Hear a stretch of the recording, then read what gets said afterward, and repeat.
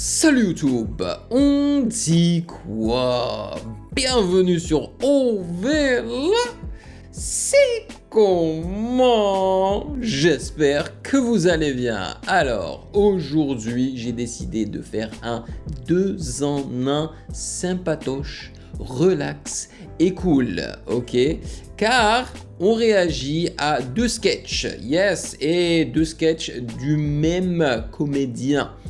Kian Kojandi, j'espère que je prononce son nom correctement parce qu'en ce moment en fait je suis en train de réagir à sa série Bref sur mon Patreon exclusif au Validé. Et donc je me suis dit pourquoi pas réagir à ces sketchs. Voilà, donc il y en a un qui s'appelle Pourquoi les enfants sont heureux et l'autre c'est une histoire triste mais drôle. Et comme vous savez, de temps en temps j'aime bien réagir à des stand-up, alright? Ça fait du bien à l'âme de rigoler. J'espère que je n'aurai pas de problème de droit d'auteur parce que généralement Kian travaille très souvent avec Canal+. Donc on croise les doigts. Donc si vous voyez que j'ai diminué l'opacité de la vidéo, ça voudrait dire que ma réaction originale fut bloquée. Okay, donc j'ai dû baisser l'opacité pour contourner cela. Voilà. Sinon, comme d'habitude, sachez que vous pouvez me follow sur Instagram @musicgamenews car c'est là-bas que vous devriez me donner vos suggestions avec les liens. Et j'aimerais remercier les validés de Patreon pour leur soutien incroyable, pour leur fidélité et merci de rémunérer mon temps et mon travail. Et moi, je vous ai concocté une belle et longue réaction de la mixtape classique d'SCH à 7. On l'a découverte ensemble en fait et donc voilà, les validés y ont accès exclusivement sur Patreon. Maintenant, sans plus perdre de temps, allons-y.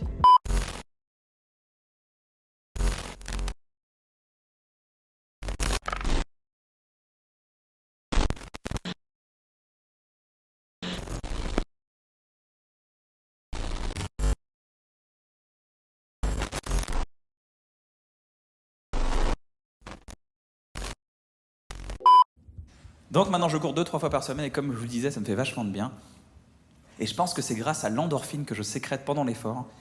C'est pas que grâce à ça je suis tout le temps heureux, hein, c'est que grâce à ça, j'arrive plus à être malheureux et vraiment je vous encourage à trouver une activité sportive, à bouger, faire un truc. Parce que personnellement moi ça a changé ma vie. C'est vrai en et plus. J'ai une théorie là-dessus. Vous savez pourquoi on était heureux quand on était gamin? Parce qu'on courait tout le temps. On bougeait tout le temps. On était tout le temps sous endorphine. On était tout le temps défoncé quand on était gamin. Mais c'est vrai, quand on est gamin, on fait que des trucs de défoncé. Il y a quand t'es gamin que tu peux faire 8 heures de vélo pour aller nulle part. Pourquoi tu fais du vélo? J'en ai un. Ah bah ouais. J'y retourne. Quand t'es gamin, t'oublies un truc à l'étage, c'est pas grave, t'y vas en courant. Ouais. Tu redescends les marches sur le cul. Je l'ai oublié, j'y retourne. Mais ouais, on était tout le temps défoncé. Le bon vieux temps même. Et la preuve, c'est que tout ce qu'on fait quand on est gamin, c'est que des trucs de défoncé. Regarde, on mange. Et je pense aussi parce que t'as pas de responsabilité, il n'y a rien qui te tracasse. Le but, c'est de s'amuser, de découvrir, de manger et de dormir. That's it, man. Du sucre et du chocolat tout le temps. Truc de défoncé. On regardait des dessins animés. Et on les comprenait. Truc de défoncé. On pouvait s'endormir partout et on dormait bien. Oh ouais. Tes parents, ils faisaient une grosse soirée, 17 personnes dans le salon et toi t'étais tranquille sous la table et ça explique cette position. Truc de défoncé. On était amis avec tout le monde. Truc d'alcoolique. On était impatients, on était là. Maman, maman, maman, maman, maman, maman. Ah, ça c'est maman, chiant. Maman, truc de défoncé. Maman, maman, maman, maman, maman, maman. Oui, quoi, qu'est-ce qu'il y a? Je sais plus. On n'avait aucune notion du temps, on était là. Ah si, je me rappelle, c'est quand les vacances? Mais je te l'ai dit, tête de linotte. Les vacances, c'est dans 3 dodos. Merci beaucoup. Ouais, quand tu comptes la vie en dodo, c'est que t'es défoncé. Et enfin, on bougeait tellement que quand on avait soif, on avait vraiment soif. Tu sais, on avait la gorge sèche. On pouvait passer 2 minutes entières sous le robinet, ouvert à fond, comme ça.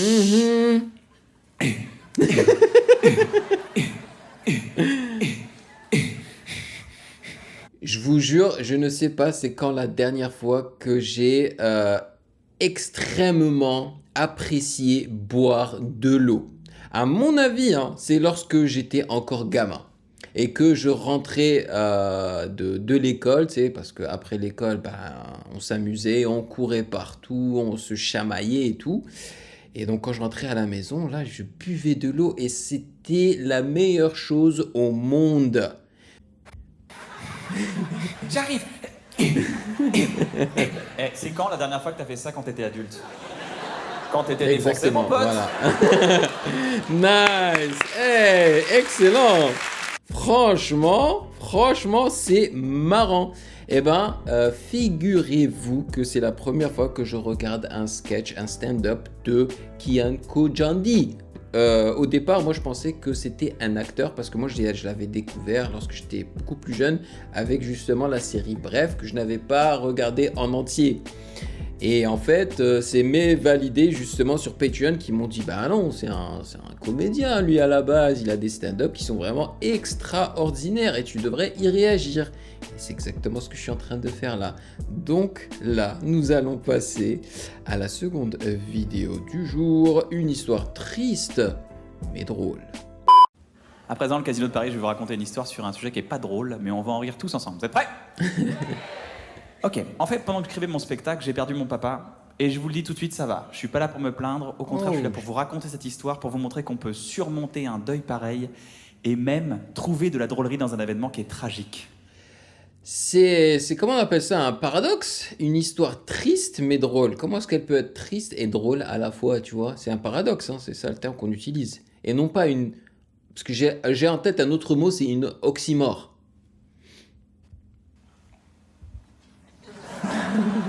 Putain, il a pété l'ambiance là. On va en rire tous ensemble, je vous le promets. Et je vais vous dire un truc, quand j'ai enterré mon père, j'étais très déçu parce que le jour de l'enterrement, il n'y avait pas la pierre tombale. Tu sais, comme on voit dans les films américains, ils n'ont pas le temps de la fabriquer, alors ils mettent 2 plaques de béton.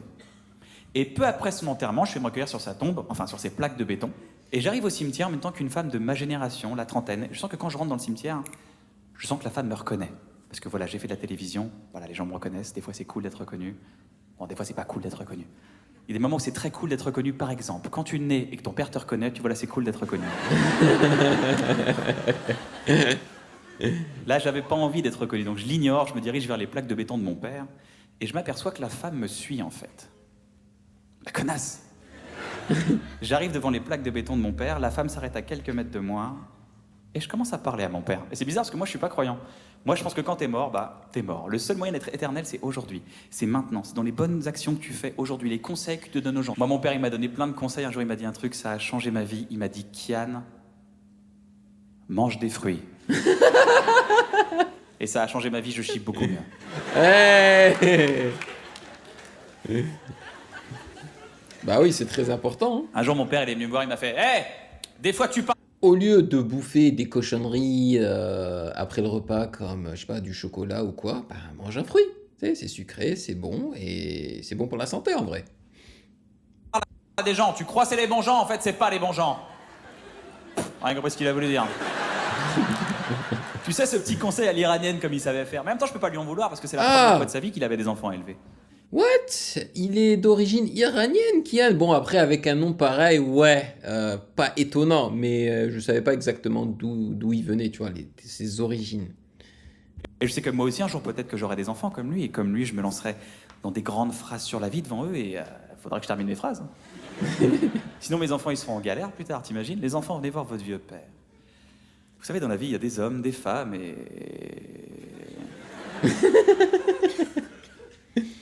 Ah, la vie. That's it. Et des fois, tu parles à des gens, tu crois c'est les bons gens, en fait, c'est pas les bons gens. Et bah, démerdez-vous aussi avec ça, tiens. Allez manger des fruits, hop là. Éducation faite.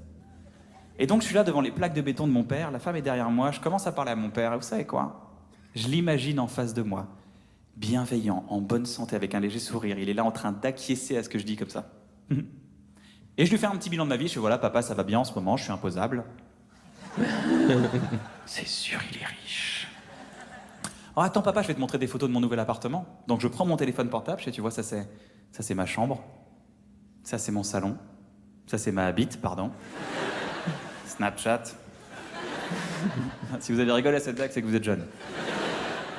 C'est marrant papa parce que la dernière fois j'étais sur mon téléphone, j'étais dans le répertoire et fallait que je fasse de la place. Et je suis tombé sur ton numéro de téléphone. Et je sais que je pourrais plus jamais t'appeler, mais je me dis que je pourrais jamais t'effacer. C'est con, hein. Et il se passe un vrai moment à ce moment-là avec mon père. Et je sens que la femme qui est derrière moi insiste un peu. Du coup, je me retourne, je fais hey, 2 minutes, on fait les photos après, 2 minutes, ok? Et je sais que je serai plus tranquille. Donc je reprends mon téléphone portable, je prends les plaques de béton de mon père en photo, et je les envoie à mon frère avec un petit message. Hey, bisous de qui tu sais, là où il est. Et mon frère me renvoie. C'est pas celle-là la tombe de papa. J'en étais sûr et certain. Aïe aïe aïe.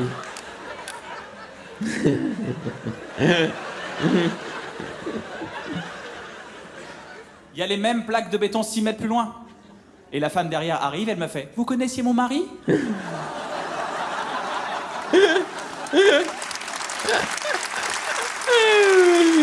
Ouais, bon, ok, je vois le côté drôle de l'histoire.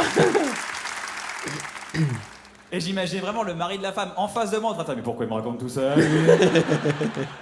Il m'a montré sa bite. C'est le mec de Bref. Ah, voilà. Il fait moins gros qu'à la télé. Avec mon père à 6 mètres de moi en train de faire même ça, t'y arrives pas. Je te l'avais dit des fois que tu parles à des gens, tu crois c'est les bons gens, en fait c'est pas les bons gens. C'est pas les... Ouais.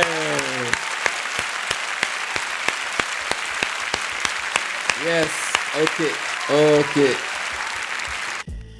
Je suis convaincu, c'est bon, parce qu'en fait, dans le dernier sondage sur Patreon pour les valider, j'ai mis un autre petit sketch comme ça justement de Kian.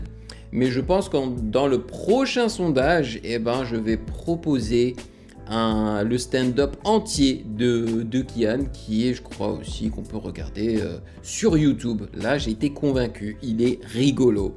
Donc voilà, on va le regarder ensemble avec les validés.